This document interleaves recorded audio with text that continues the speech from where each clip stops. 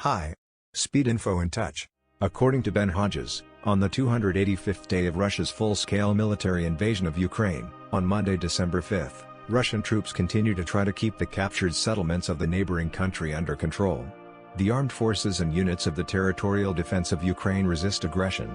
It is impossible to verify the statements of representatives of both sides from independent sources. According to the UN, about 14 million Ukrainians have already left their homes. Attacks on airfields in the Ryazan and Saratov regions. The Russian Ministry of Defense announced a drone attack on the military airfields of Dyagilevo in the Ryazan region and Engels in the Saratov region.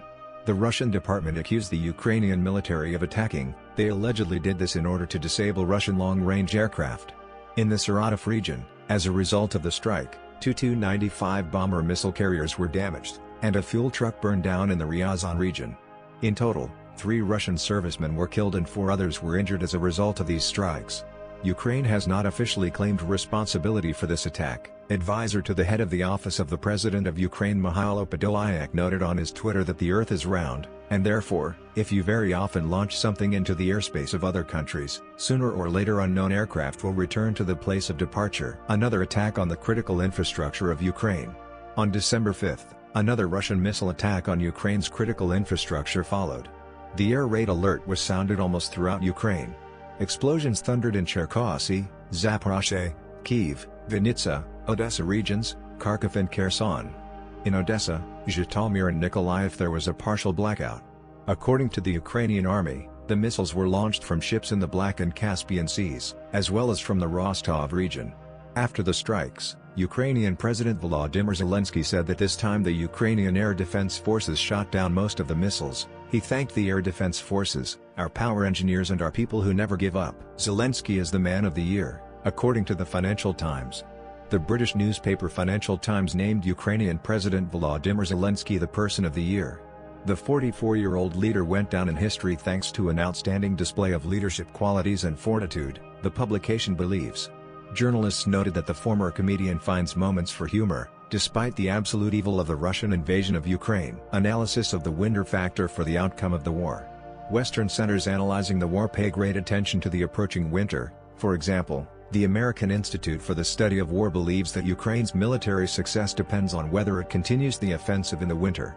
There are chances for this, since the Soviet military doctrine, which is used by the Ukrainian army, provides for a winter offensive. At the same time, winter weather conditions, according to the British Ministry of Defence, will lead to a further reduction in the activity of the Russian Air Force. In recent months, the number of sorties of Russian tactical combat aircraft over Ukraine has already decreased to a few dozen per day, while in March it was about 300 per day. However, in addition to the weather, Russian aviation is hindered by the good work of Ukrainian air defense, they pointed out in London. The Briton who escaped the death penalty returned to Ukraine.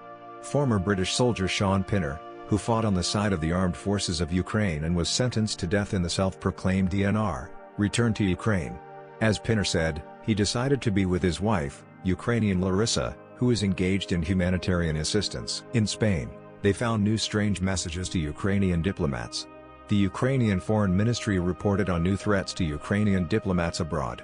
Spanish police seized 3 envelopes at the post office with what are believed to be the eyes of animals addressed to the Ukrainian embassy in Madrid, the Consulate General in Barcelona and the Consulate in Malaga. Investigative actions have been launched, Oleg Nikolenko, a spokesman for the department, said on Facebook. According to him, the total number of such cases has increased to 21 in 12 countries. During the war in Ukraine, 6,702 civilians were killed. The Office of the UN High Commissioner for Human Rights has published new statistics on civilian casualties during the war in Ukraine. From February 24 to December 4, according to the department, 6,702 civilians and 424 children were killed. 10,479 people and 775 children were injured. Ukrainian air defense shot down most of the Russian missiles. President of Ukraine Volodymyr Zelensky said that during another wave of Russian shelling on December 5, Ukrainian Air Defense Forces shot down most of the missiles. I want to thank the Air Defense Forces, our power engineers and our people. The air defense systems shot down most of the missiles. The power engineers have already begun to restore power. Our people never give up, he said in a video message. The Kyiv City Military Administration reported that 10 missiles were detected in the airspace of Kyiv.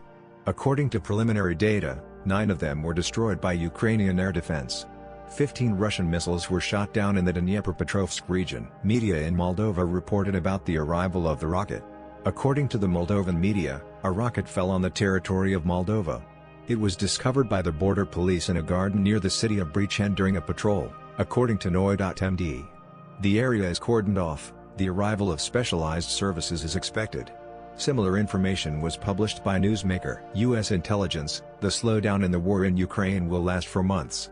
The United States estimates that the decline in hostilities in Ukraine will continue for several more months, Director of National Intelligence Avril Haines said at a briefing.